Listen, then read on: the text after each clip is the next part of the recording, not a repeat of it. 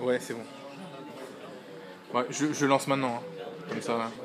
Ok, d'accord. Ok. Ok.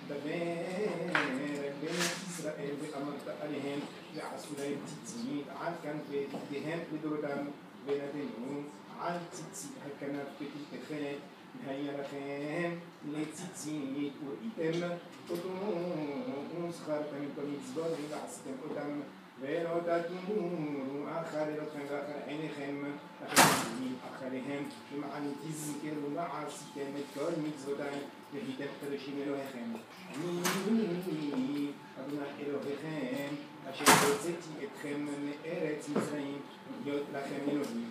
אני אדוני אלוהיכם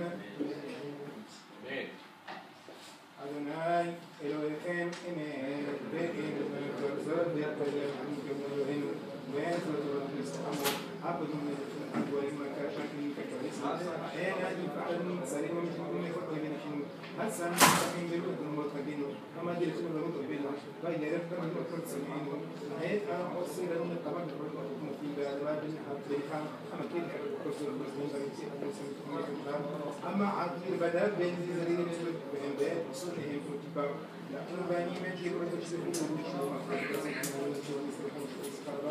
لن نكون ميكا مخربا إنما ناي ميكا مخربا بقولي نراتنا سكري مرتبا كلام بركن عليا كل مود مقدر من نوكر بعيد بني إمار بدأ أن يتعقب قالوا من كذبين غرفة ناي جعل إسرائيل شيء من شراب أحد من شراب الفرس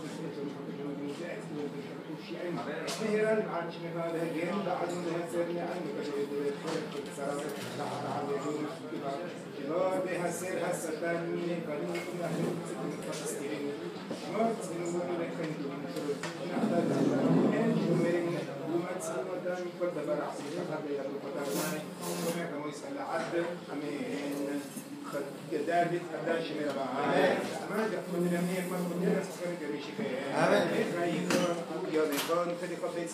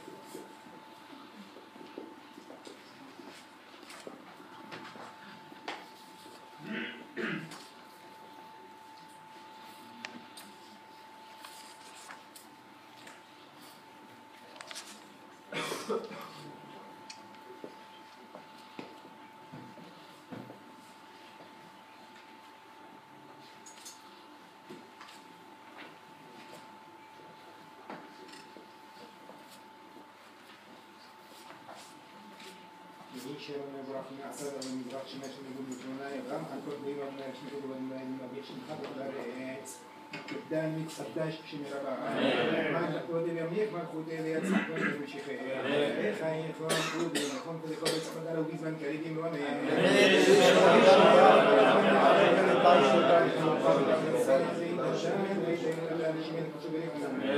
اعلام قلبي خبر شركه شباب الخدمات انا ما بيقولوا انا خبرت انا اي صوت انا بقول انت قبل تسكت ده شويه على بيقولوا ايش لما ربان شي ما يعني لو استخدام طرف ربح بهذا السلام سي شلون بالمال وبنا خبر يا سي شلون مع اللي كانوا يسبيون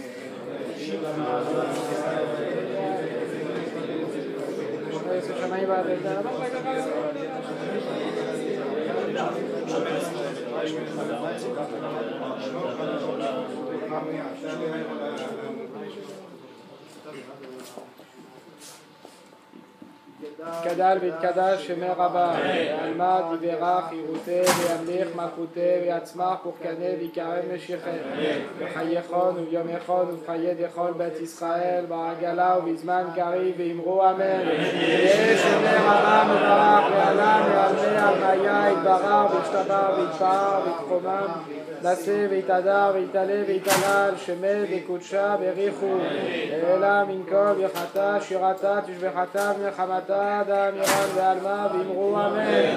יש למה רבה מן שמיה חיים וסבא וישועה ונחמה ושזבה ורפואה וגאולה וסליחה וכפרה ורבה והצלה ואנו כל עמו ישראל ואמרו אמן.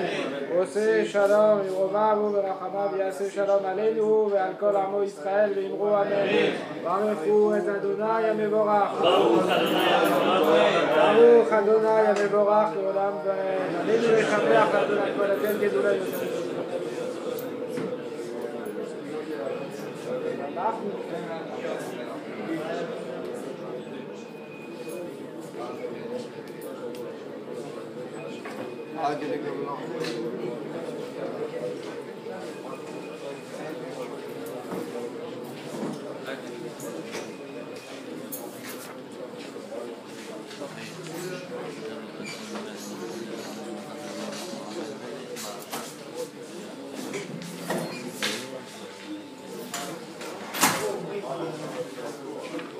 Ouais, c'est ça, moi aussi j'ai le même réflexe.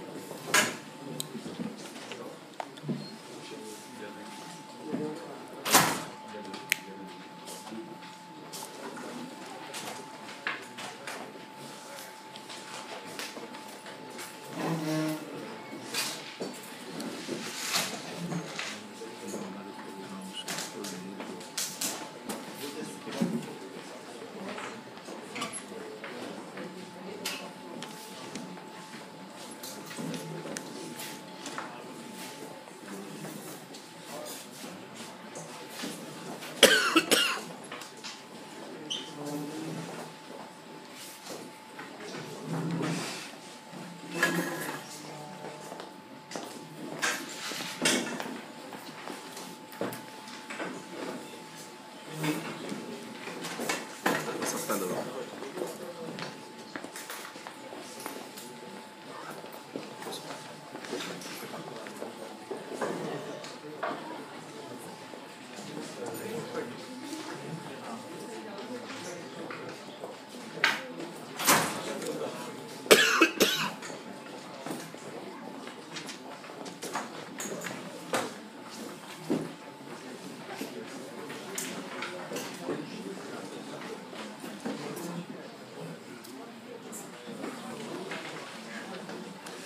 Erev Tov.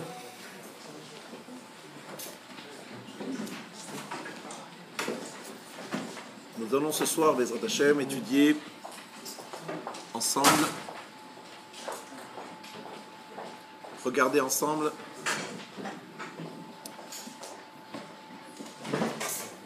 l'ensemble des parachiotes de Vayetse et de Vayishlach, en essayant de prendre du recul et de voir les choses avec des yeux un peu neufs. C'est-à-dire, ce que je vais essayer dans ce cours, c'est d'essayer de dégager qui est Lavan, qui est Esav, c'est-à-dire essayer de comprendre quelle est leur véritable nature, et de comprendre, à travers les réactions de Yaakov,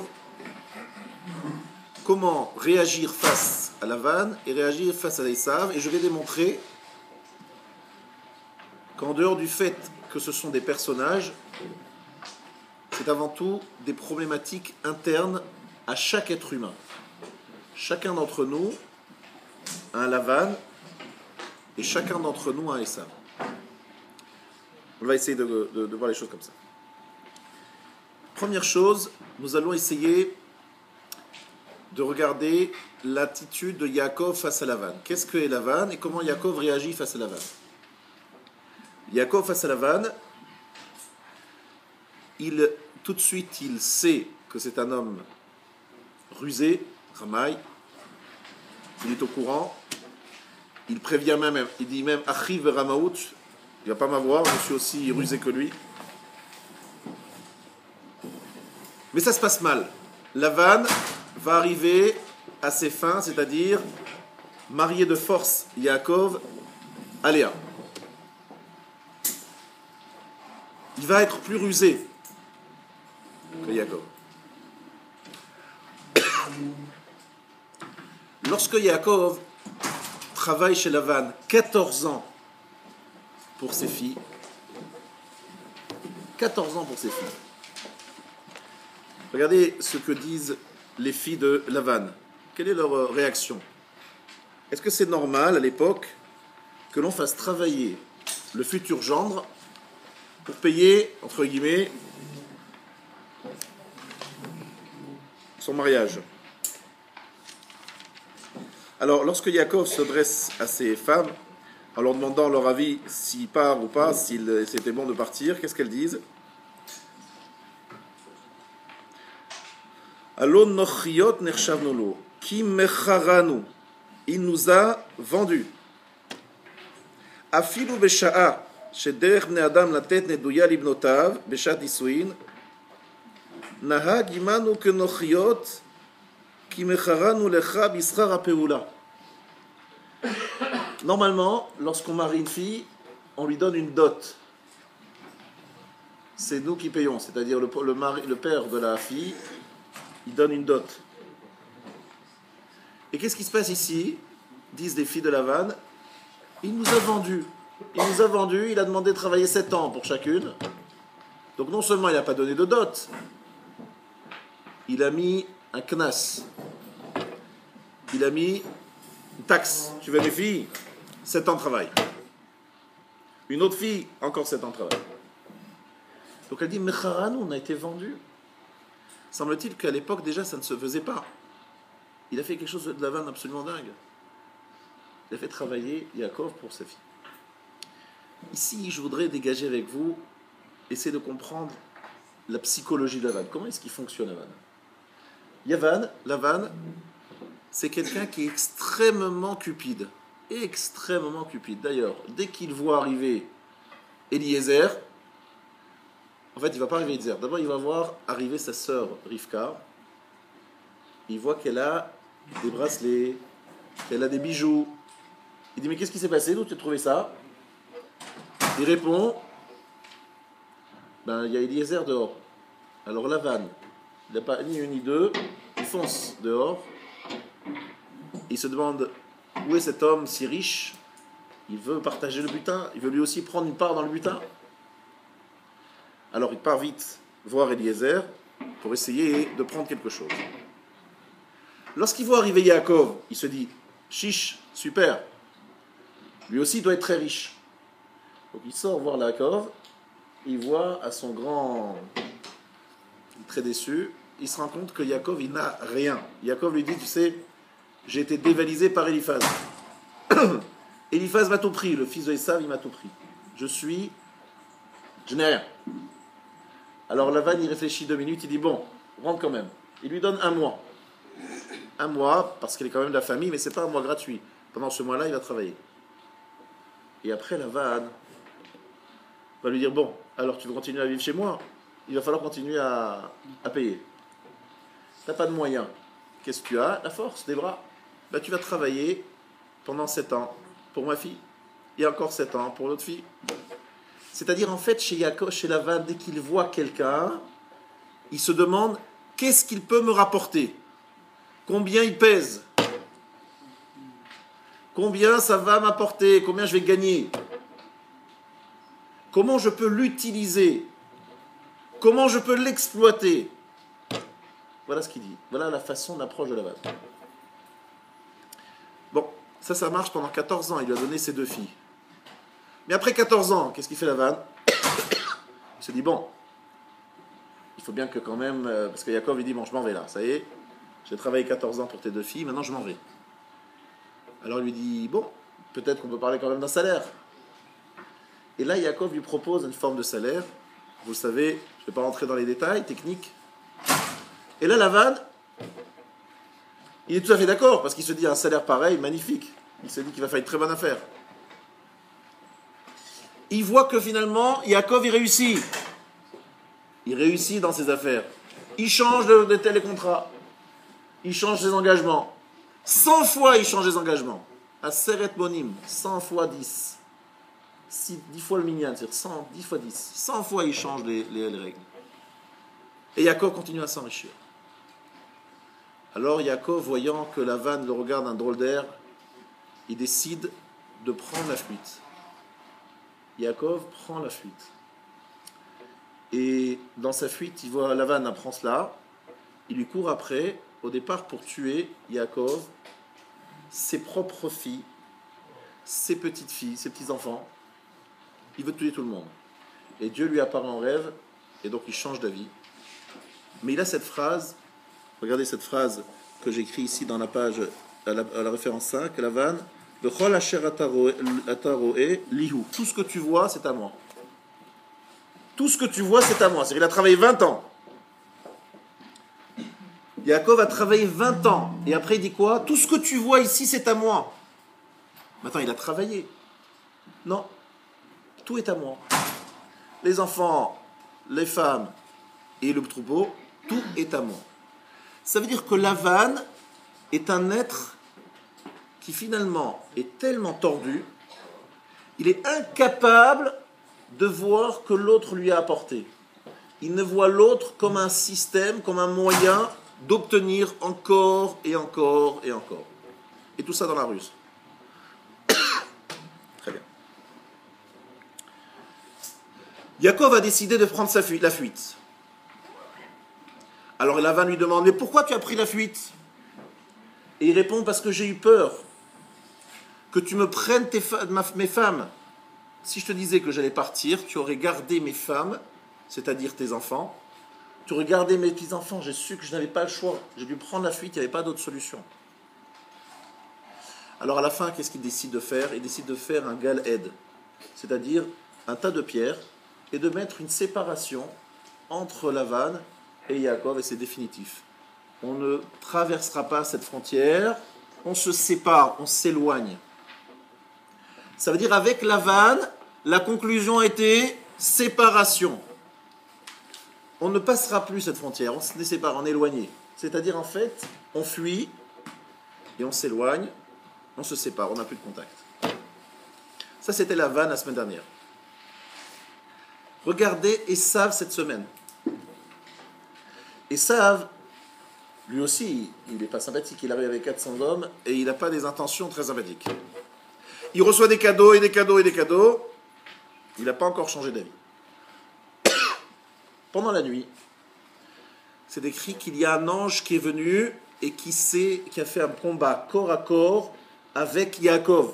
Vaillé avec Ish Imo. Il y a eu un combat corps à corps. Jusqu'à Alot HaShachar, jusqu'à l'aube. Et Yaakov a eu une luxation de la hanche, il boitait, et puis après il a été guéri. En 2 mots, nos Chachamim nous disent que cette bataille entre Yaakov et Esav jusqu'à Alot HaShachar, jusqu'à l'aube, rappelle un fait historique que nous sommes malheureusement en train de vivre aujourd'hui encore. C'est qu'avec Esav, c'est un combat corps à corps. Il n'y a pas de séparation, il n'y a pas d'éloignement. On est avec Esav ad Alot HaShachar, jusqu'à la fin des temps, jusqu'à la délivrance finale, jusqu'à l'aube, jusqu'à lorsque le soleil se lèvera. C'est-à-dire que nous sommes liés à Esav. On ne peut pas s'en séparer avec Esav. Vaillez avec Ishim, on est avec lui. Avuka. Avuka, c'est une torche. Et c'est quoi une torche? C'est lorsqu'on prend 2 mèches et qu'on les lie l'une à l'autre. Vaillez avec Ishimo. Avec Esav, on ne peut pas se séparer. Qu'est-ce que fait Yaakov devant Esav? Il lui donne des cadeaux et il se prosterne de très nombreuses fois. Il lui dit tu es mon maître et il lui fait la pommade. Alors Esav, en voyant tout ce que fait Yaakov, il a pitié de Yaakov, il accepte et il embrasse Yaakov. Certains disent qu'il avait l'intention, d'autres intentions, mais finalement il se sépare. Mais, chers amis, la façon dont Yaakov gère Esav est totalement différente de la gestion de Lavan. Lavan, on sépare. Esav, on se prosterne et on lui dit tu es mon maître. Jamais avec Lavan, il lui a dit tu es mon maître. C'est juste, avec Lavan, il y a une discussion, c'est vrai, mais il n'y a pas véritablement cette humiliation de Yaakov face à Lavan. Face à Esav, il y a une humiliation. Donc aujourd'hui, le shiur que je vais donner aujourd'hui, il est porté sur cette observation-là. Pourquoi Yaakov réagit d'une certaine façon avec Lavan? Pourquoi Yaakov réagit d'une autre façon avec Esav? Ça, c'est la première question. Pourquoi il gère autrement? Et la deuxième question, qui est Lavan et qui est Esav, si on approfondit un peu plus?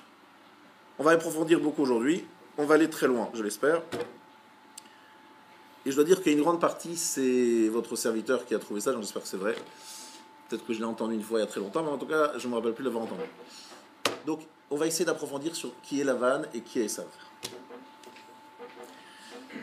Alors, écoutez-moi bien, parce que je pense que c'est une vraie exploration de notre intériorité que nous allons faire aujourd'hui. On va se regarder au fin fond de nous-mêmes. On va essayer de creuser très fort et on va essayer de trouver quelque chose. En 2 mots, je veux dire que Lavan, il a le mot ta'ava qui veut dire le désir, et Esav, c'est ga'ava, l'orgueil. Ça, c'est ce que je veux dire. Mais je vais expliquer ta'ava d'une certaine façon et ga'ava d'une autre façon. Ce n'est pas du tout l'approche première. Alors, commençons par travailler sur Lavan. Après, on travaillera sur Esav, si vous voulez bien. Avant d'arriver à cela, je voudrais étudier avec vous un nom qui s'appelle Israël. Israël, c'est vraiment un nom qui est extrêmement usité. On s'appelle les Bnei Israël. Il y a Eretz Israël, Torah Israël. Le mot Israël, c'est le nom de Yaakov, le deuxième nom de Yaakov. Et ce nom-là, il est codé. C'est un nom qui a plusieurs codes à l'intérieur.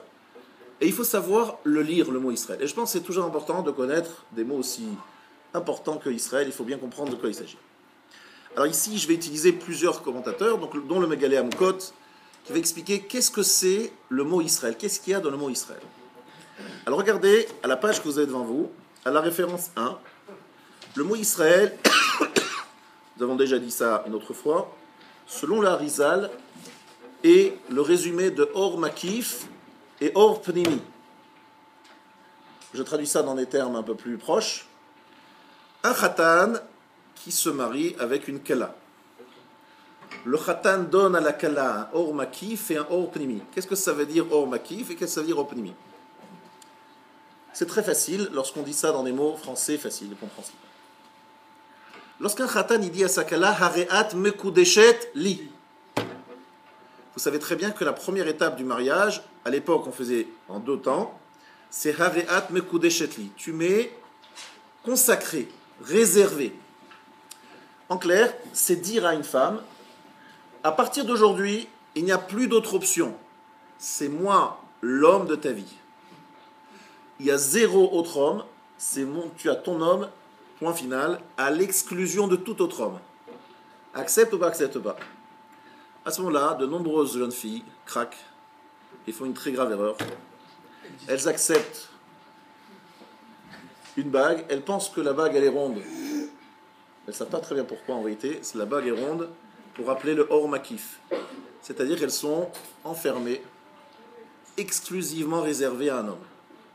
C'est fini tous les autres. Areat mekudeshetli, ça veut dire tu m'es réservé exclusivement à moi. Donc elle doit à ce moment-là, dans sa tête, exclure toute autre option. Areat mekudeshetli. Ce mot mekudeshetli, on le trouve dans le mot Israël. Israël a le yud au départ et le lamed à la fin. Yud qui commence le mot Israël et lamed qui termine le mot Israël à la référence 1. Donc ça donne li. C'est donc les kiddushin, or makif.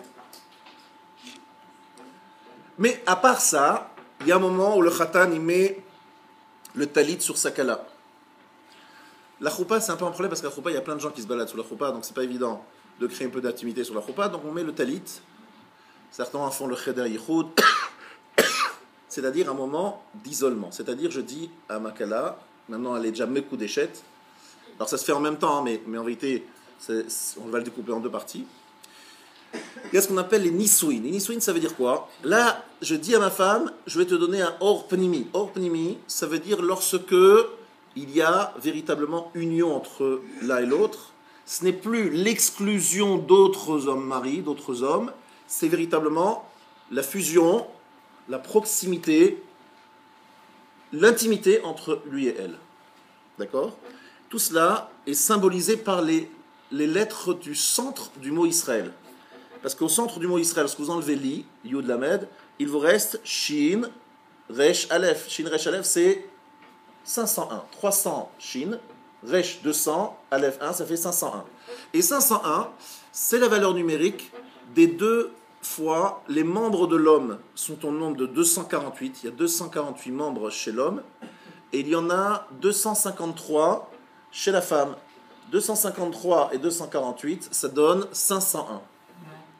Ça veut dire qu'au centre du mot Israël, il y a le mot Asher, ou les lettres Shin, Resh, Aleph, qui symbolise l'union entre les 2 corps de l'homme et de la femme, ce qu'on appelle les Nisouim. Maintenant, vous retrouvez cela sous la forme codée dans des psukim de la Torah. Alors là, vous avez aussi dans la page que je vous ai donnée, à la référence 12, c'est tout en bas, Atem tiyuli mamlechet kohanim vegoy kadosh. C'est dans Yitro. Vous serez pour moi un royaume de prêtres et un goy kadosh, un peuple consacré. Regardez un jeu de mots magnifique. Dit toujours le Bnei Issachar, Atem tiyuli, vous serez pour moi, li. C'est cette fameuse première et dernière lettre du mot Israël. Goy Kadosh, Kadosh Kiddushin. Pourquoi? Parce qu'au moment de Matan Torah, c'était les Kiddushin. C'est Akadosh Baruch Hu qui a dit au peuple juif, on est bien d'accord, vous êtes à moi, et vous n'êtes pas avec d'autres dieux, hein, on est bien d'accord. C'est moi et exclusivement moi. C'est ce qu'il leur a dit à Matan Torah. Les juifs, ils ont dit oui, et juste après, ils sont allés faire avec le Vaudor, ils ont flirté avec le Vaudor, ça a été catastrophe, les Kiddushin qui se sont très mal passés. Mais on est d'accord que c'était ça le principe. Vous êtes à moi. Li kadosh. Vous voyez ces deux mots dans ce verset. Vous êtes à moi et vous êtes mekudashim, c'est-à-dire consacré. Ça, c'est au moment du Matan Torah. Mais Hachem, il a dit, on ne va pas rester mekudashet, il faut faire les nisouin, il faut faire un mariage. Pour faire un mariage, il faut une maison, on ne va pas faire ça à l'extérieur. Donc il faut un endroit d'intimité. Où est l'endroit d'intimité? Le Mishkan. Donc il leur a dit, construisez pour moi un Mishkan. Regardez le verset qui se trouve dans Trouma, au début de Trouma. Ve'yikru li teruma, me'et kol ish asher yidvenu libo. C'est en bas de la page, tout en bas, à gauche. Et ils prendront pour moi la teruma de chaque homme, asher yidvenu libo, qui fera un don du cœur. Asher, c'est les lettres qui sont au milieu du mot Israël.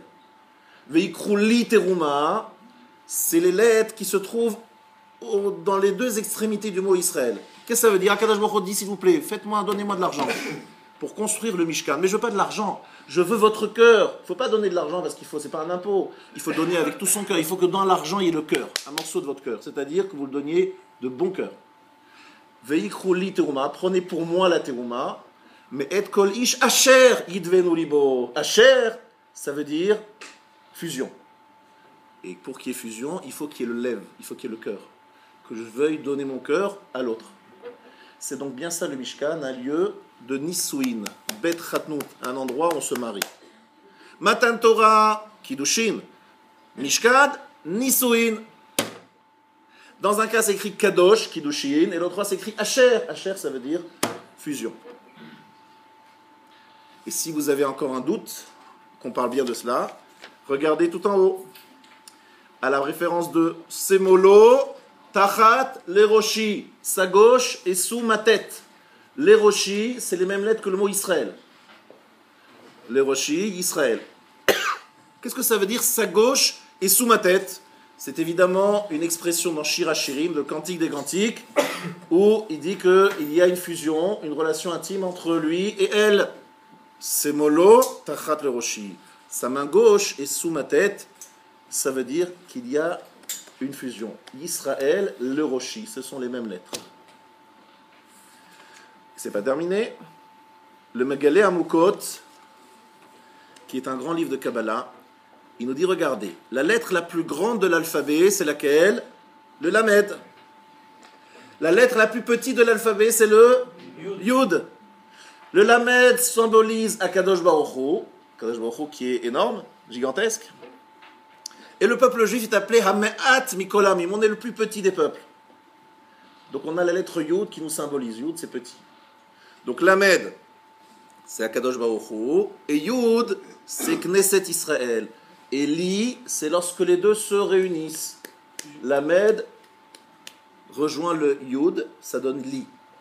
Et qu'est-ce que vous dites au moment des Kiddushin? Areat Mekudeshet Li.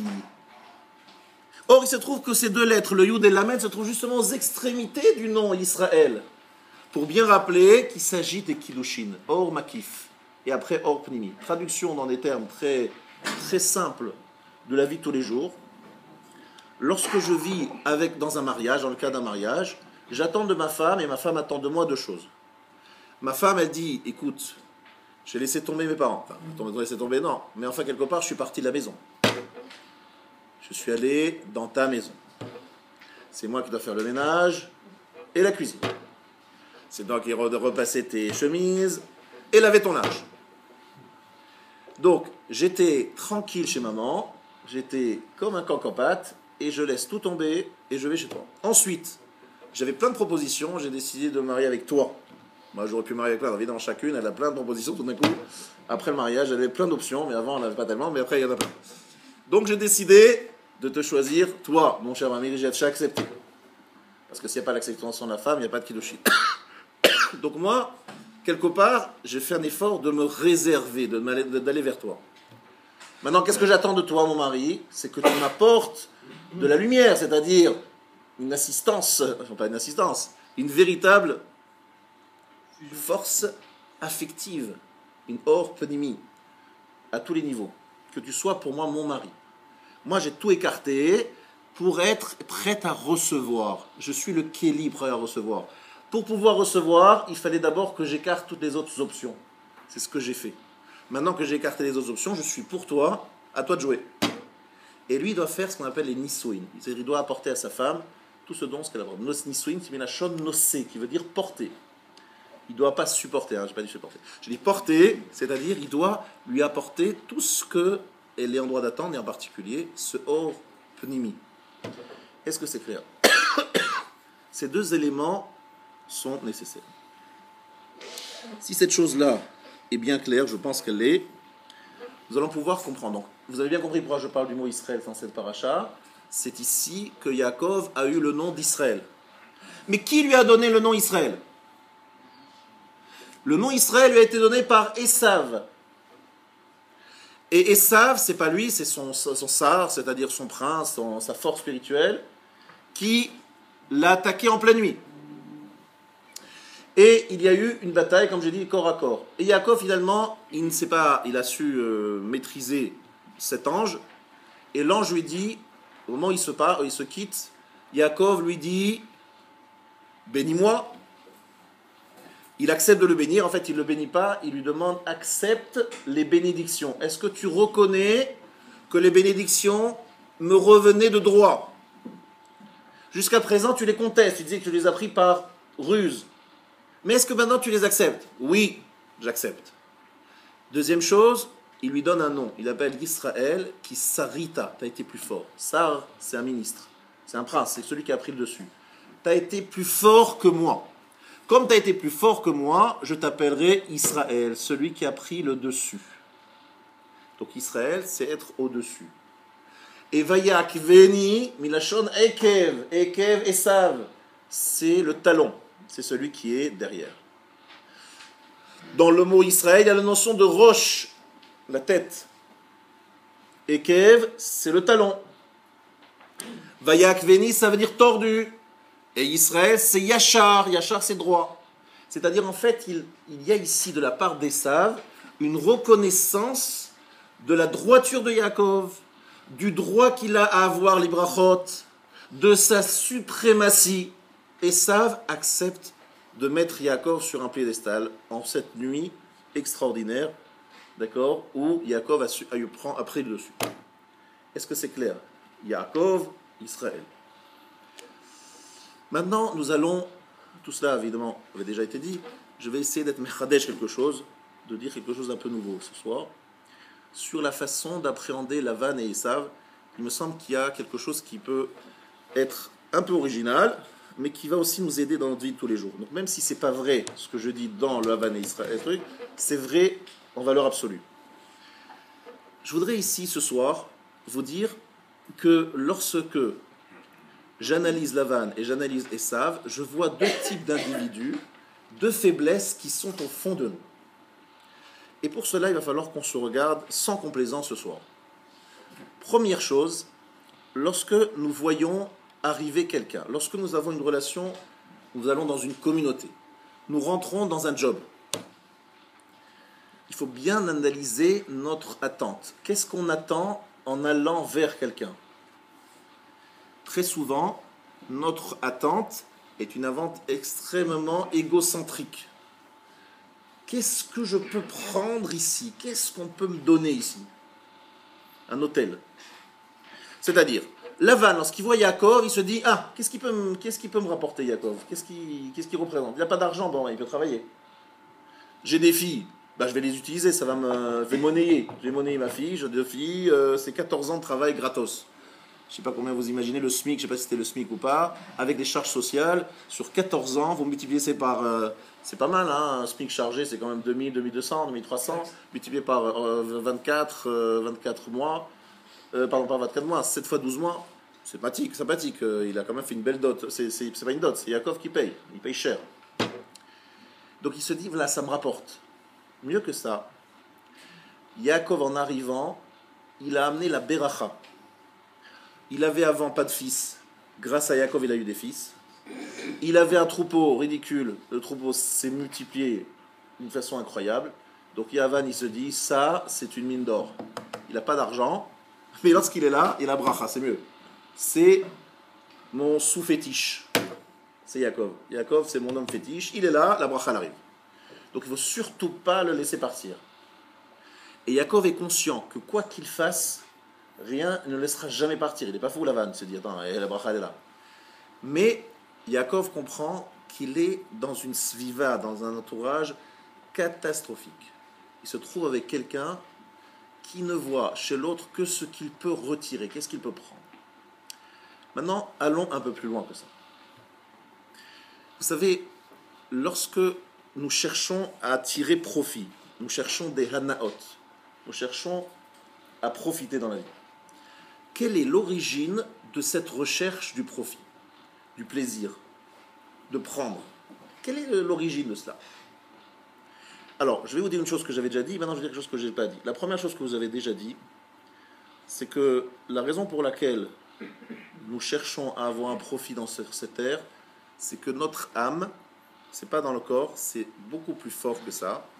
Notre âme, avant de descendre sur terre, elle était près du trône céleste. Et là-bas, c'est un état de plénitude énorme, extraordinaire, absolu. C'est vraiment le bonheur total. Lorsqu'elle arrive dans ce corps, elle se rappelle de ce sentiment de plénitude qu'elle avait avant. Et qu'est-ce qu'elle fait? Elle demande au corps de lui apporter la même chose, parce qu'elle est habituée à quelque chose, qu'elle a ressenti. Elle sait qu'elle vivait quelque chose, elle demande au corps de lui apporter ça. Et le corps, il traduit par des plaisirs de ce monde, puisque le corps, il connaît que les plaisirs de ce monde. Donc il lui apporte un plaisir, encore un confort, encore un bien-être. Mais l'âme n'est pas satisfaite. Pourquoi est-ce qu'elle n'est pas satisfaite? Parce qu'elle se rappelle du bien-être qu'elle a ressenti, de le sentiment de plénitude qu'elle a ressenti près du trône céleste. Donc ce qu'elle reçoit là, c'est des plaisirs violents, très limités dans le temps et surtout très matérialisés, très matérialistes. Donc elle est insatisfaite. Donc qu'est-ce que fait le corps? Il voit que l'âme n'est toujours pas satisfaite, il lui apporte un peu plus. Mais l'âme, elle n'est toujours pas satisfaite, alors il lui apporte un peu plus encore. Mais ça n'est jamais satisfaisant, puisque l'âme, elle attend autre chose. C'est pas du tout ce qu'elle attend.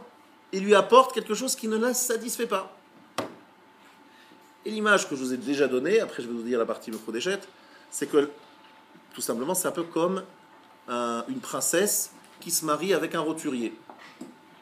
Lorsque la princesse sort avec ce roturier pour la première fois dans une compagnie, on va dire, avec des gens très nobles, eh bien, cet homme qui est très simple, qui est pas habitué à ce genre de fréquentation, il ouvre la bouche, il commence à parler, c'est juste, ça casse les oreilles, quoi. C'est insupportable dans ce genre dans ce genre de fréquentation, dans ce genre de milieu.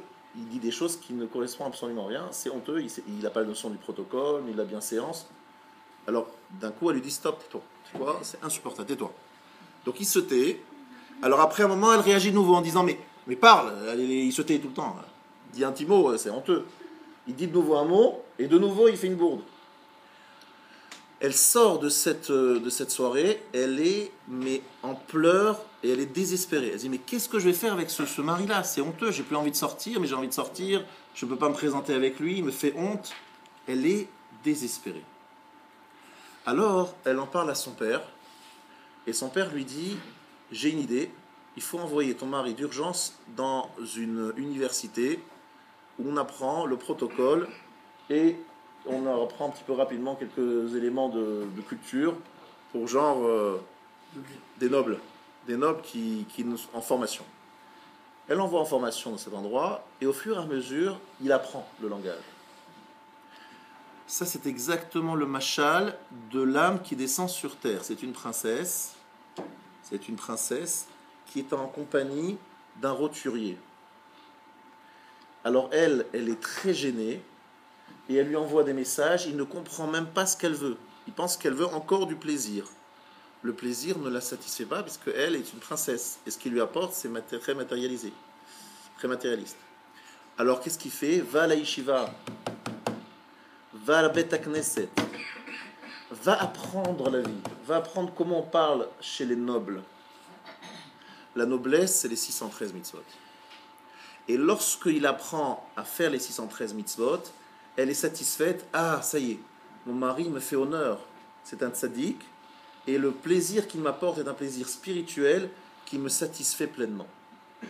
Ça, c'est le secret de notre insatisfaction continuelle. Pourquoi on n'est jamais satisfait? Lorsqu'on s'éclate, on se fait 2 semaines de vacances à la montagne, dans les Alpes, avec le forfait illimité, en faisant toutes les pistes possibles de toutes les montagnes, de tous les massifs montagneux, même si on a passé un grand moment, et le soir, c'est la folie, on est toujours avec un sentiment d'insatisfaction qui vient de quoi?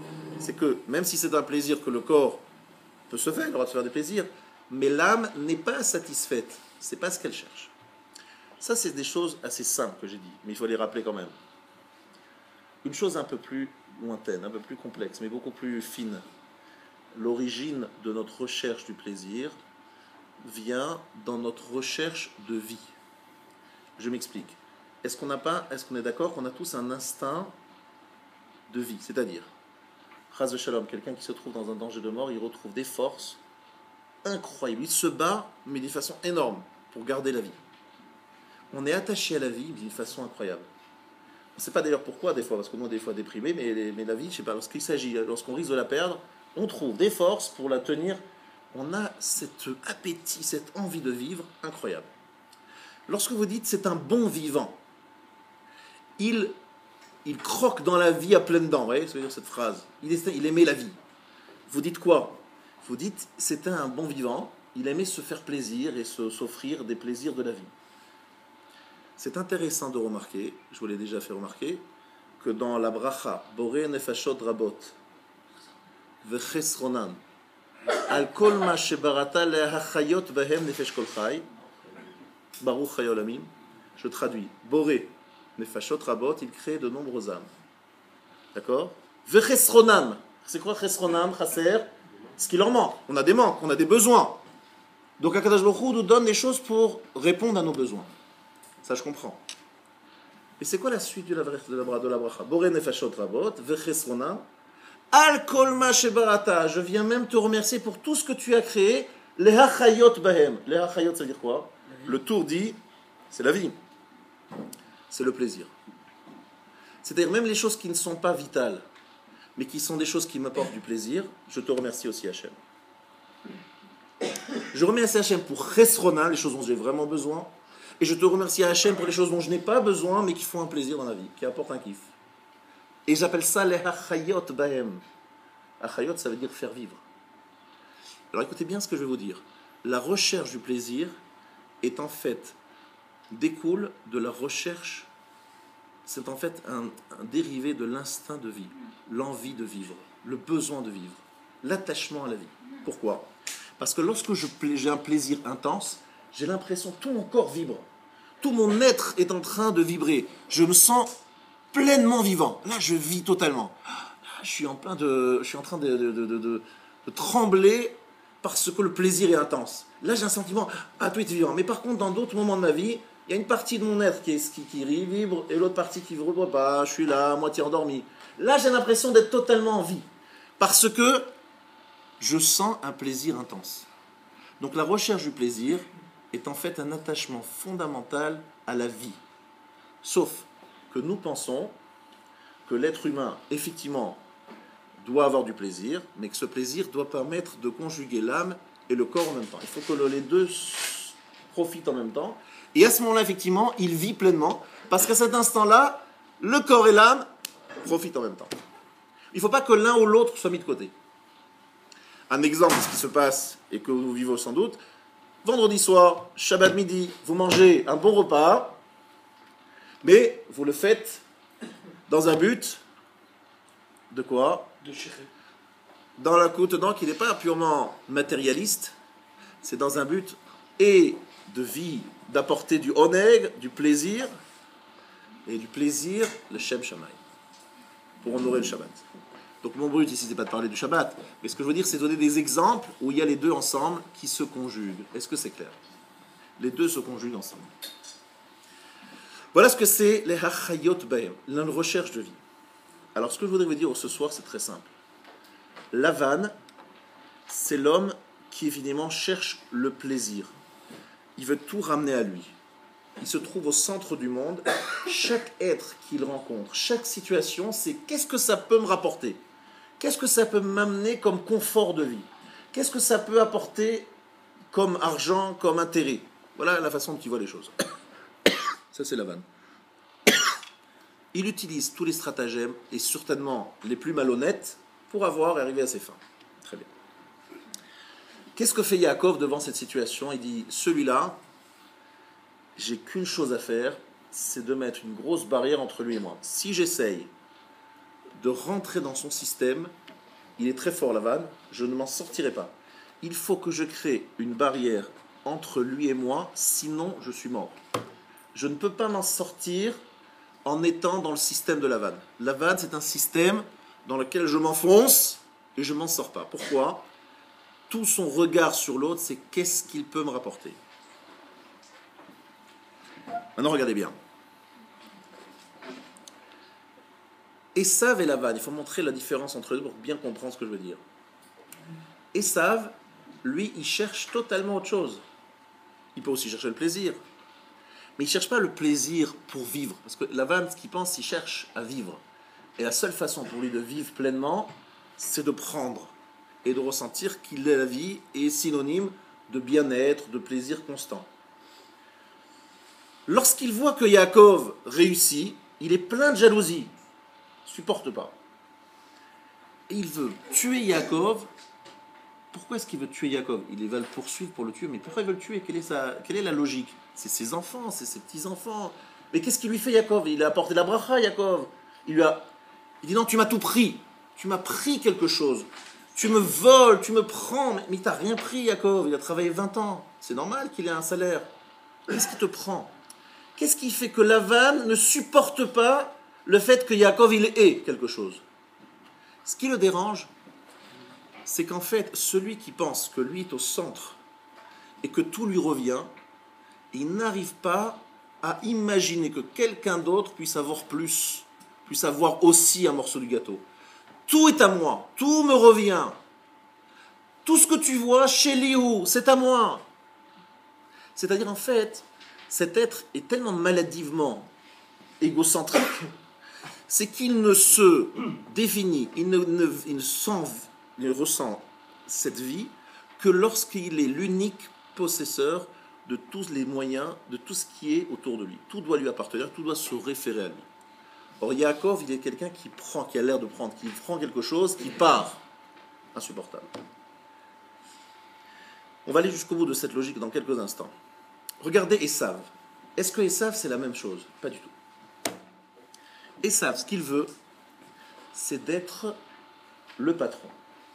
Qu'est-ce que ça veut dire être le patron? Esav, c'est l'orgueil personnifié. Mais qu'est-ce que ça veut dire l'orgueil? Esav, ce qu'il cherche, c'est pas à avoir pour avoir des choses, pour s'offrir des plaisirs. Lui, ce qu'il cherche, Esav, c'est tout à fait autre chose. Esav, il veut être le plus fort et il veut qu'on le reconnaisse comme tel. Il ne supporte pas de voir Yaakov être au-dessus de lui. Donc, son égocentrisme se réduit, est extrêmement précis. Il s'agit de savoir qui est le plus fort.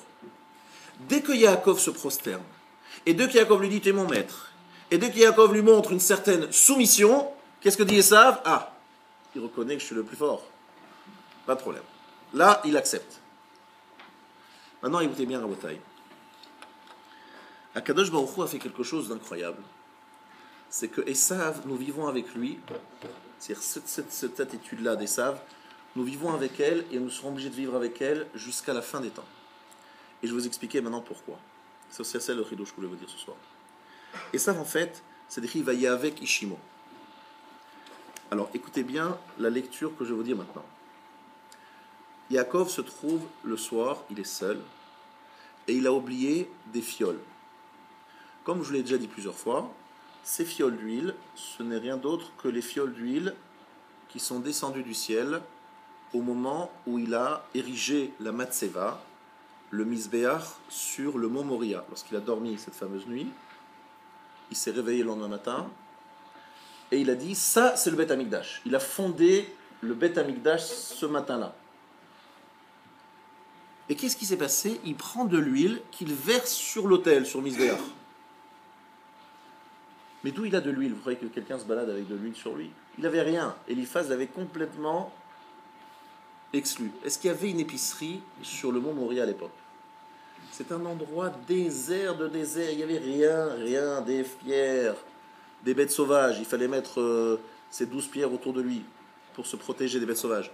Il n'y avait rien. Donc il n'y avait pas d'épicerie. Où il a trouvé l'huile? L'huile est descendue du ciel. Mazal Tov. Alors ces fioles d'huile, il a compris qu'il fallait les garder. Il les a gardées et il les a amenées avec lui. Et puis un jour, il les a oubliées. La fameuse nuit où il a traversé le fleuve, Yabok, il les a oubliées. Il est allé les chercher. Il les a récupérées. Et à ce moment-là, il y a l'ange des Saves qui l'attaque. Alors nos sages ici disent que c'est un Maaseh Avot Siman Abanim, c'est écrit dans l'Isra Koutner, que c'est un message sur Hanouka. On approche de Hanouka.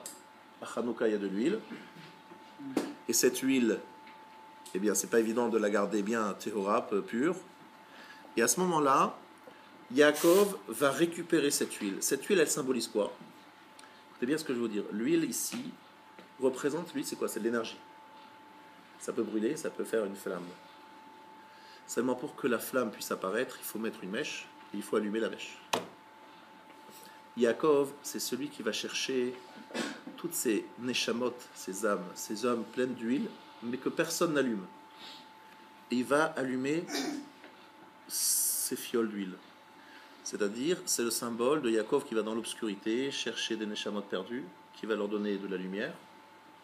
Et cette lumière, c'est celle de Hanouka, qui symbolise le fait qu'à une période de notre histoire, la Torah va vaciller.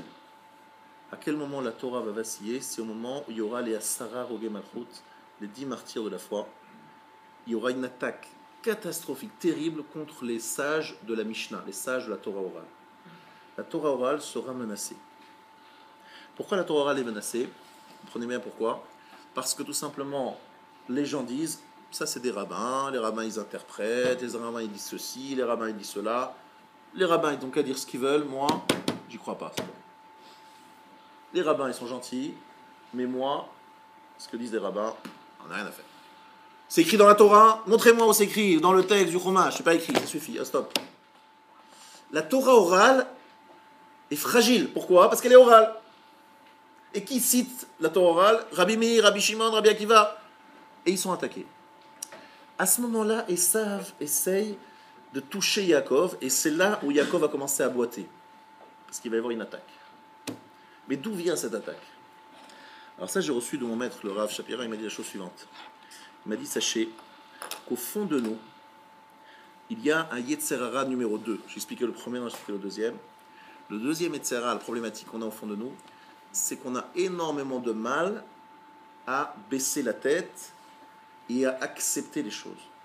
Le Yetzer Hara, le problème fondamental de notre génération, par exemple, c'est Prikatol, c'est-à-dire la volonté de faire sauter tous les verrous, toutes les obligations, tous les dogmes, tous les devoirs que nos ancêtres nous ont légués. Écoutez bien les informations. Après ce shiur, et vous allez entendre. Stop à ce dogme judéo-chrétien, à ces traditions. On veut tout faire sauter, on a un ras-le-bol de ce que nous dictent ces vieilles choses poussiéreuses. Pour être un être moderne, il faut être progressiste. Il faut voir les choses autrement. Et être progressiste, c'est quoi? C'est se libérer de tout ce qui nous a bloqués, toutes ces choses, ces blocages hérités de nos ancêtres. Il faut qu'on se sépare de tous ces héritages lourds à porter, poussiéreux, arriérés. Nous, il faut aller vers l'avant. Voilà le message, sous différentes formes, et d'une façon des fois beaucoup plus fine que ce que je l'ai dit maintenant, qui vous est transmis jour après jour à travers les médias. Encore aujourd'hui, ils sont en train de réfléchir sans arrêt sur la façon sur les modes d'éducation nationale. Sans arrêt. Il y a un nouveau ministre de l'éducation nationale et sans arrêt, il est en train de se dire, bon, ce qu'on a fait avant, c'était n'importe quoi, il faut changer. On a l'impression qu'on est sans arrêt en train de se reposer des questions fondamentales sur la façon de la transmission. La transmission est remise en question tout le temps. On est dans une génération qui a du mal à accepter une tradition. On a l'impression que si c'est une tradition, c'est poussiéreux et c'est quelque chose de ringard. Il faut se débarrasser. Parce qu'il y a cette volonté prikatol. Le Yetzer Hara d'Avoda Zara, c'est-à-dire cette envie d'idolâtrie n'existe plus aujourd'hui.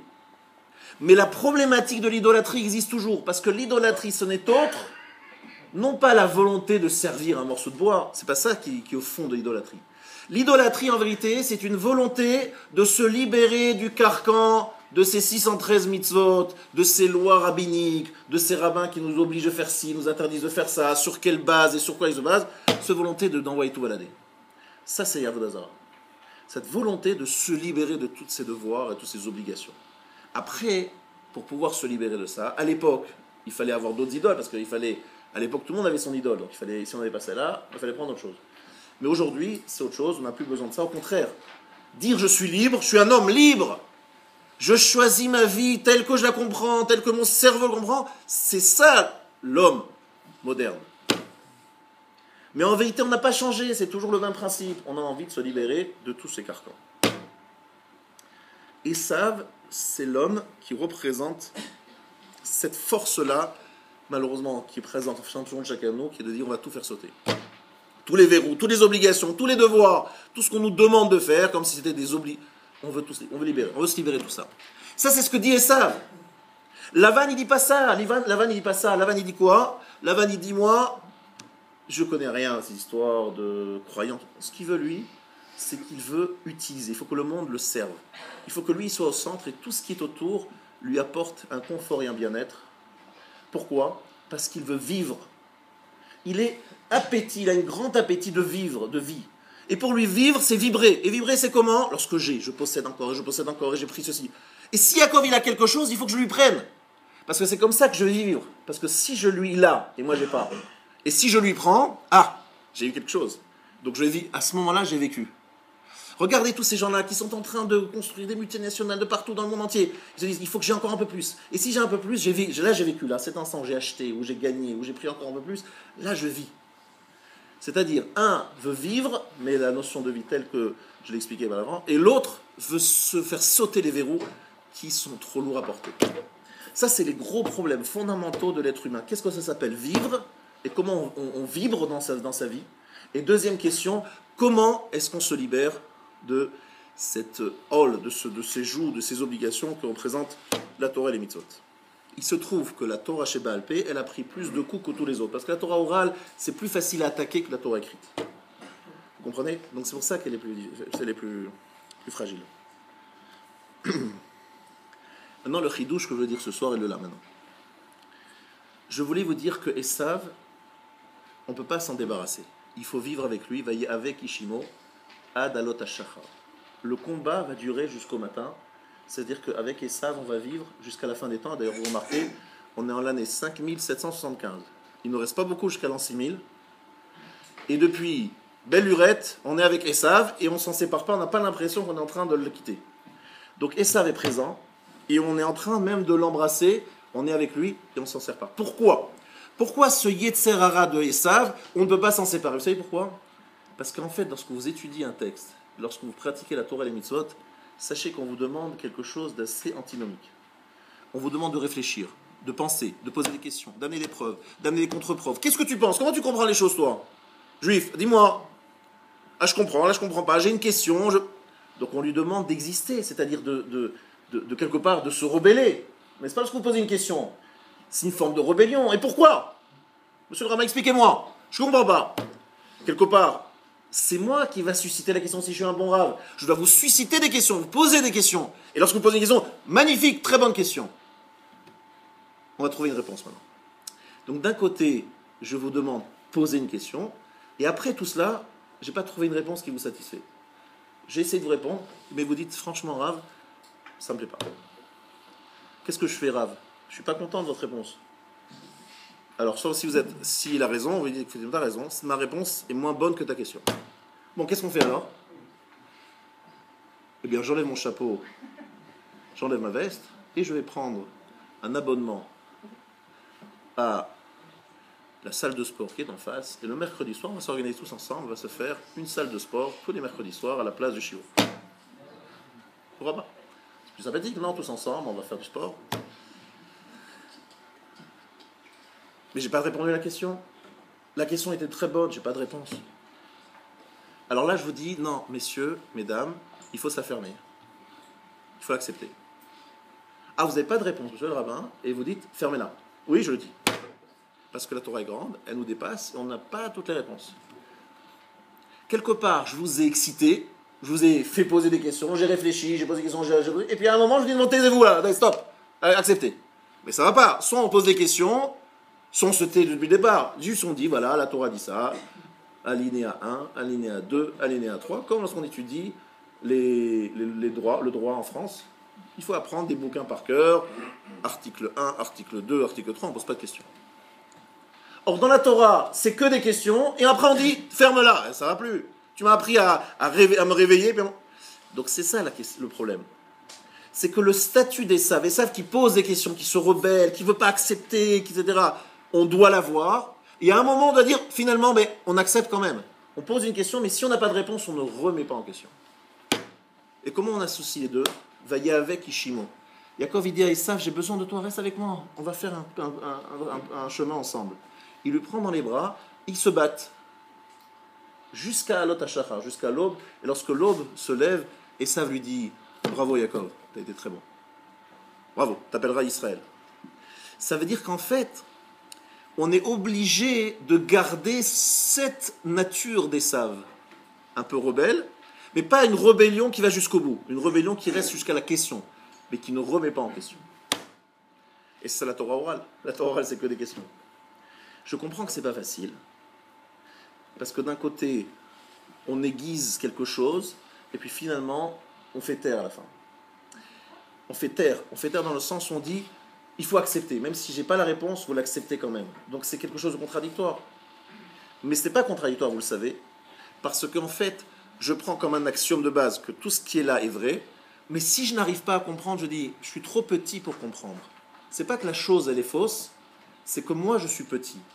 Qu'est-ce que dit Esav? Si moi, je comprends pas, c'est que la chose, elle n'est pas vraie. Voilà. C'est ça la question. Est-ce que c'est la chose qui est fausse et il faut la changer parce que moi, j'ai pas compris? Ou bien, moi, je suis trop petit pour comprendre, mais un jour, je comprendrai. Alors, demandez à un scientifique, demandez-lui, vous avez des questions sur l'univers? Vous avez répondu à toutes les questions? Il vous dira, non, on n'a pas répondu à toutes les questions. Alors, pourquoi est-ce que vous continuez à croire tout ce que vous m'avez dit? Alors, il répond, aujourd'hui, on a des réponses, demain, on en aura d'autres, et on finira par tout comprendre. Eh bien, si les scientifiques sont capables de le faire, pourquoi ne pas le faire nous-mêmes avec la Torah? On ne comprend pas tout aujourd'hui, demain, on comprendra un peu plus, et après 120 ans, on comprendra tout. Ah, on n'est pas pressé. À 120 ans, ça fait un peu beaucoup. Voilà, Rabotai, ce que je voulais essayer de construire ce soir. Il y a Lavan et il y a Esav. Lavan, il faut fuir, et Lavan, il faut mettre une barrière. Kalaed. Esav, on continue à vivre avec lui, et on continue à gérer cette problématique de la question. Et en vérité, ce sont deux gestions qui sont nécessaires et complémentaires. Ça veut dire ce que je voudrais nous souhaiter ce soir, en écoutant ce shiur, c'est que Lavan, c'est quelqu'un où le fréquenter, Lavan, cet homme qui ne pense qu'apprendre, qu'à vivre, qui n'a comme approche dans la vie que vivre égale vibrer, et vibrer égale se faire un plaisir matériel, cet homme-là, sa fréquentation est dangereuse. Il faut mettre une barrière. Il faut apprendre à vibrer avec d'autres valeurs. Avec Esav, c'est-à-dire notre petit orgueil qui est en nous, il fait partie de nous et on en a besoin. Mais il faut le garder bien au chaud, il faut le tenir et le maîtriser, mais ne pas l'écarter. Vous comprenez? L'un, on le tient, l'autre, on s'écarte. L'un, on fuit, et l'autre, finalement, on se prosterne. Quelque part, on dit, on a besoin de toi. Il faut qu'on travaille ensemble. Parce qu'on doit travailler ensemble, ça fait partie des choses. Pourquoi Kadosh Baruch Hu fait les choses comme ça? Esav, on continue à vivre avec lui. C'est pas très compliqué, ça fait partie de nos épreuves. Et un deuxième exemple que je vais vous donner, qui est très marquant, c'est que Yaakov, il fait énormément de hishtadlut. Regardez ce que fait Yaakov. Yaakov, lorsque vous lisez vraiment bien les psukim autrement, vous avez une question. Yaakov, il dit, je vais me préparer, je vais donner des cadeaux à Esav. Yaakov, il dit, je vais préparer à la guerre. Et Yaakov, il va prier. Et Yaakov, attends 2 secondes, Yaakov. Il n'y a pas Kadosh Baruch Hu qui t'a promis, Yaakov, qu'il allait te garder, te préserver, qu'il allait te ramener en paix. Hachem, il s'est engagé. Hachem, il s'est engagé. Yaakov va dormir. Ne te prends pas la tête. Arrête de faire semblant. Parce que Yaakov avec Esav, il fait que de Ramaouyot, il le trompe. Il a trompé pour prendre le droit d'aînesse. Le droit d'aînesse, alors on va dire, c'est pas vraiment une tromperie. En tout cas, il lui a trompé en prenant la bénédiction. Maintenant, regardez bien la belle tromperie. On était très bons. Je vais expliquer. Là, voilà comment on est très bons depuis très longtemps. On sait on sait faire des affaires dans les Juifs. Je vais expliquer comment on fait. Yaakov et Esav, ils avaient fait un accord. Yaakov, il a dit, je prends le monde futur, et Esav, il prend le monde Olamazé. C'était ça l'accord? Vous vous rappelez, hein? Esav, il a dit, je prends ce monde-ci. Yaakov, il prend le monde futur. Très bien. Et Yaakov, il arrive à extorquer le droit d'aînesse. N'est-ce pas? Lorsqu'on a le droit d'aînesse, d'après la Torah, on a double part. Donc, Esav, il dit, attends, moi j'ai le Olamazé, j'ai ce monde-ci. Comment ça se fait, toi, Yaakov, que tu as tout ça? Je lui vois arriver Yaakov avec des troupeaux, avec une énorme famille. C'est la folie, Yaakov, il a l'air très riche. Il dit, mais attendez, Esav, il dit, mais je comprends pas, c'est pas partie des accords. On avait dit, Olamaba, c'est toi tu prends le monde futur, donc tu manges un petit morceau de pain, un peu de sel, un peu d'eau, voilà ce qu'il faut pour survivre. Je comprends, mais là, c'est pas pour survivre, là, tu es en train de remplir, t'as 600 000 têtes de troupeaux, c'est quand même pas mal. Et Yaakov lui dit, attends, je te rappelle quelque chose, j'ai pris le droit d'aînesse. Ah bon, et alors? Ben, le droit d'aînesse, l'aîné, il a le droit de prendre 2 parts. Donc, en prenant le droit d'aînesse, je t'ai pris ta part à toi de Rolamazé. Ah ouais, ils sont forts, les Juifs. Il était bon, il a été très bon. Donc, il a comme ça pris en même temps le Rolamazé et le Rolamaba. Il est bien mon gentil, Yaakov. Mais attention, Yaakov, dis-moi, Hachem, il t'a promis qu'il allait te protéger. Pourquoi tu es en train de te prendre la tête? T'as peur? On dit Vaïra, Yaakov, il a peur, très peur, Yaakov. De quoi il a peur? Hachem lui a promis. Parce qu'il a peut-être fait une faute. Peut-être qu'il a fait une faute et que en faisant la faute, il a perdu cette protection divine. Il fait l'Aïchtadlout, Yaakov, sans arrêt, sans arrêt. Et franchement, moi, vous savez pas, moi, ça me serre le cœur. J'imagine Yaakov, un tzaddik et Sodolam. Yaakov, on n'a pas besoin de dire qui c'est. Qui se prosterne devant Esav et qui lui dit, t'es mon maître. Et au fond de lui, il pense, quel sale type, quel pauvre type, quel rachat, si je pouvais le détruire, si je pouvais l'exprimer. C'est ce qu'il pense, non? Il pense de Esav ce qu'il est. Donc il est en train de jouer une comédie. Il se prosterne et il pense que c'est un sale type. Je trouve que c'est pas vraiment le caveau de Yaakov de le forcer à de jouer une comédie. Il a joué une comédie pour lui prendre la bracha. Maintenant, il joue une comédie en disant genre, tu es le maître, tu es mon maître, et ça, je te prosterne. C'est pas mal. Et sachez que c'est pas fini cette comédie. Chaque fois que les Tanaïm, les grands maîtres de la Mishnah, se rendaient à Rome, ils prenaient Parashat Vaïshlach, ils étudiaient Vaïshlach, ils révisaient en disant comment faire à Rome. Ils amenaient un beau cadeau à l'empereur, ils faisaient le kavod à l'empereur. Bref, ils se faisaient petits et ils donnaient à Esav tout le kavod. Et encore aujourd'hui, on a fait des démarches, on a besoin de faire des démarches, et bien les rabbinim, ils vont aller voir des personnalités, et on va devoir faire un petit peu genre de tménik, comme on dit en Alsace. On y va, on met la pommade, on y va, on passe une deuxième fois, un peu de pommade. Qu'est-ce que c'est ça? Mais c'est honteux, c'est pas... Il faudrait des choses comme on est, c'est à eux de venir nous voir, de demander merci de vous installer ici, en France, merci d'avoir des synagogues, merci de faire des shiurim, merci de faire des écoles, de nous mettre tapis rouge devant en disant est-ce qu'on peut vous agrandir l'école, est-ce qu'on peut vous donner des subventions un peu plus importantes, est-ce que vous accepteriez des subventions pour agrandir votre école, agrandir votre synagogue? Et nous on dirait on ne sait pas, on va réfléchir si on accepte, c'est pas évident parce qu'on préfère peut-être demander à solliciter des juifs. Et qu'est-ce que c'est l'inverse? On est là en train de mendier, s'il vous plaît, vous voulez pas nous donner? Qu'est-ce que ça veut dire? C'est honteux qu'on joue, c'est pas vrai, c'est eux qui doivent nous chercher, c'est pas le contraire. Dommage, hein? Vaillez avec Ishimo. Qu'est-ce que c'est que cette histoire? Adalot Hashachar. Akadosh Baruch Hu, Gazar, il a décrété quelque chose d'énorme à Botaï et qui fait partie de notre quotidien. Tous les jours, nous nous rendons au bureau. Tous les jours, nous devons à Esav notre petit pain quotidien. Et tout cela pourquoi? Parce qu'Akadosh Baruch Hu a voulu que dans ce monde, le peuple juif, tout en devant se prosterner pour des raisons que vous savez, continue à être fidèle à Yaakov. Il reste Israël, c'est-à-dire le maître, celui qui est au-dessus, tout en jouant du Yaakov. On est les deux noms ensemble, Israël et Yaakov. Ça veut dire quoi? Ça veut dire que quelque part dans ce monde, dans ce Olamazé, Esav, il a pour l'instant encore une certaine prédominance. Pourquoi Hachem il a fait ça? Pour nous tester. Est-ce qu'on est capable de rester Yaakov, de rester fidèle à la Torah, fidèle aux mitzvot, et quand même en faisant semblant de se prosterner devant Esav. Est-ce qu'on est capable de faire ce double jeu? C'est pas facile. Est-ce qu'on est capable? Pas toujours. La plupart des Juifs se trompent. Ils se disent, voilà, finalement, comme on est obligé de mettre patte blanche devant les goïms, donc s'ils nous demandent de venir travailler Shabbat, on vient travailler Shabbat. S'ils nous demandent de faire ceci, des choses, de dire du mal des gens et des autres, on le fera. D'être malhonnête, on le fera.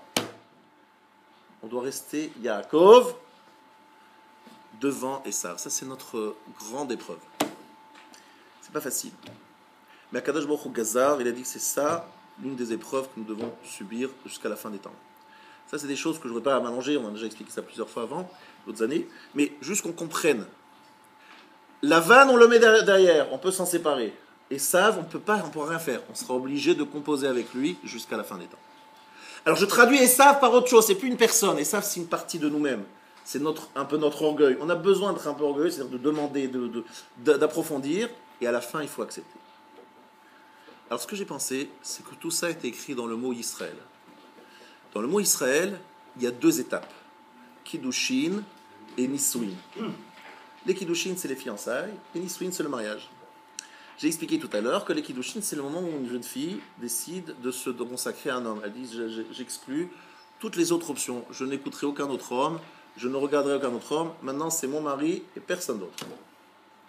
Et après, Nisuin, c'est le moment de la relation, de l'intimité, de la proximité.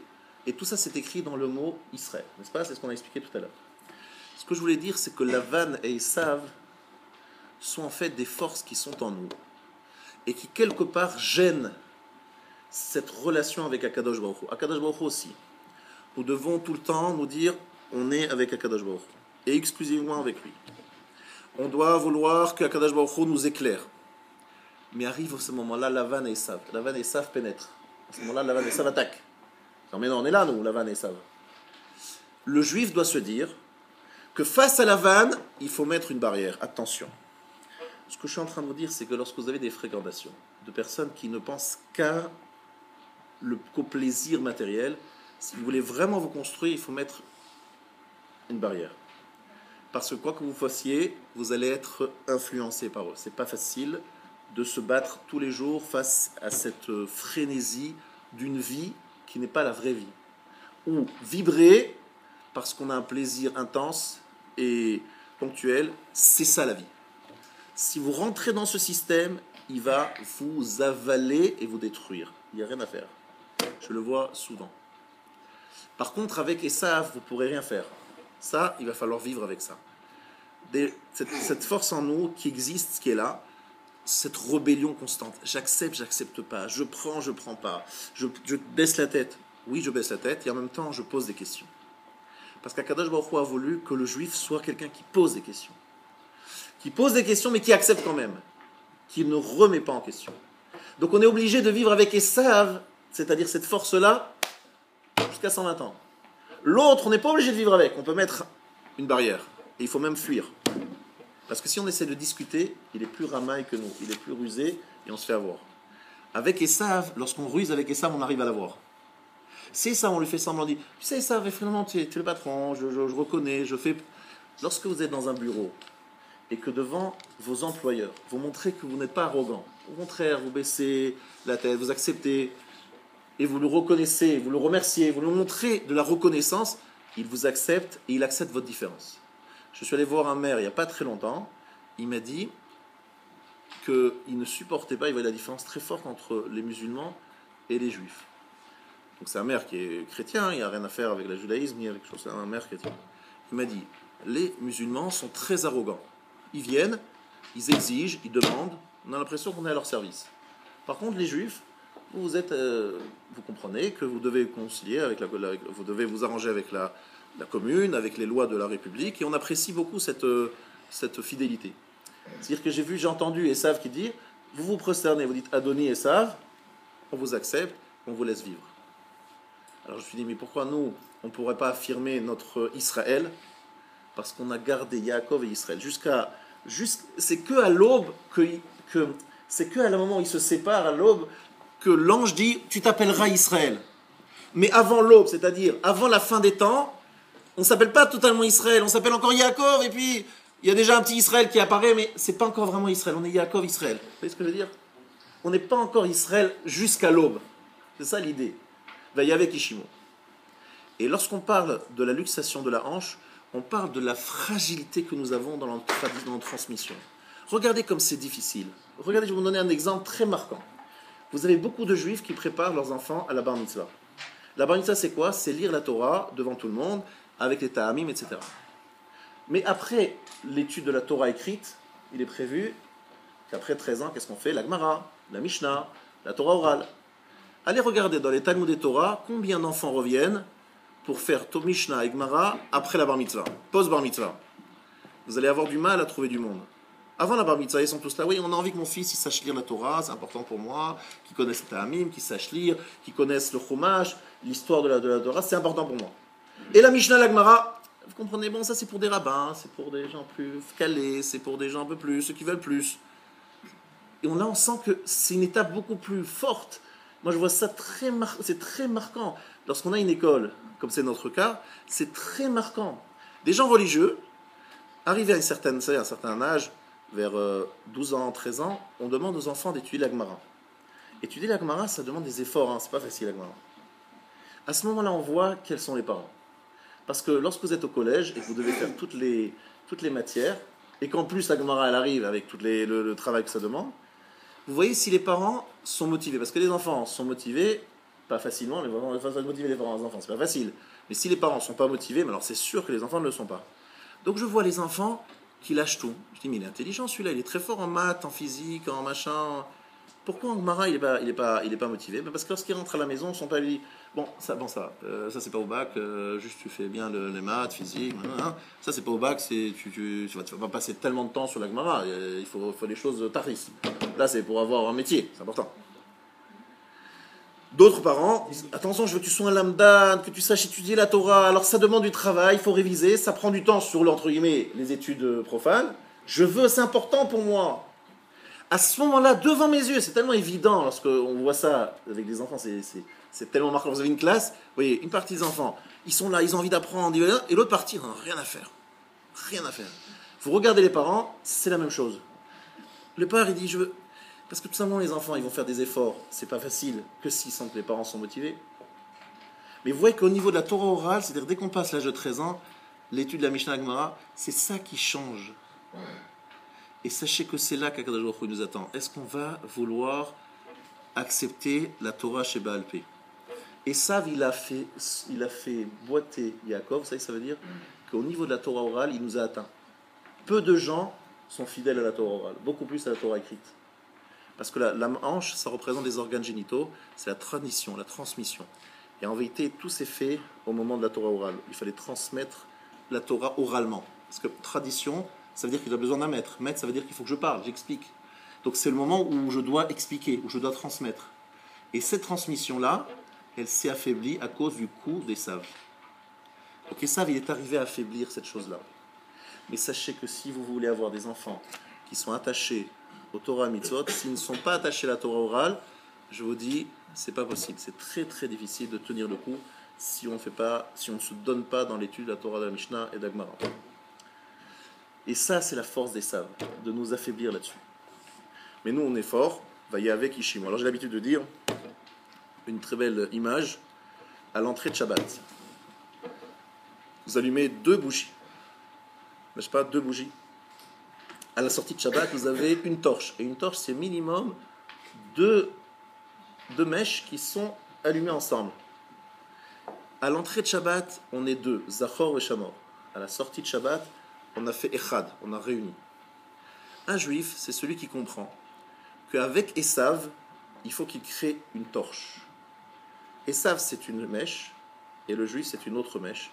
Et ensemble, lorsqu'on arrive à saisir Esav, c'est-à-dire le maîtriser. Parce que Esav, on doit vivre avec lui, il n'y a rien à faire. Il faudra vivre avec lui. Si on arrive à le maîtriser, on peut allumer Avdallah, on peut allumer la fin de Shabbat, on peut allumer une seule lumière. Parce que le Shabbat, c'est ce qui nous permet d'être me'ached, de réunir des choses contradictoires. Donc le Esav qui est en moi, qui se bat contre tout cela, il faut que j'arrive à le saisir, le maîtriser pour faire une seule lumière. La lumière vient lorsque j'arrive à vailler avec. Avoka, c'est une torche. Vailler avec, ils se sont battus. Avoka, avak. Rappelez-vous bien de ça. Donc j'arrive à la conclusion de mon cours, je termine ici. J'ai expliqué dans ce cours la construction du mot Israël. Pour arriver à la définition, vraiment aux dimensions d'Israël, qui est Or Makif et Or Pnimi, il faut d'abord se séparer totalement de Lavan et arriver à vivre avec Esav en le maîtrisant. On se prosterne, on le prend en main, il faut sans arrêt jouer avec lui. C'est comme ça qu'on arrive véritablement à arriver au Shem Israël. Voilà ce que je voulais vous expliquer ce soir et je vous souhaite une excellente soirée.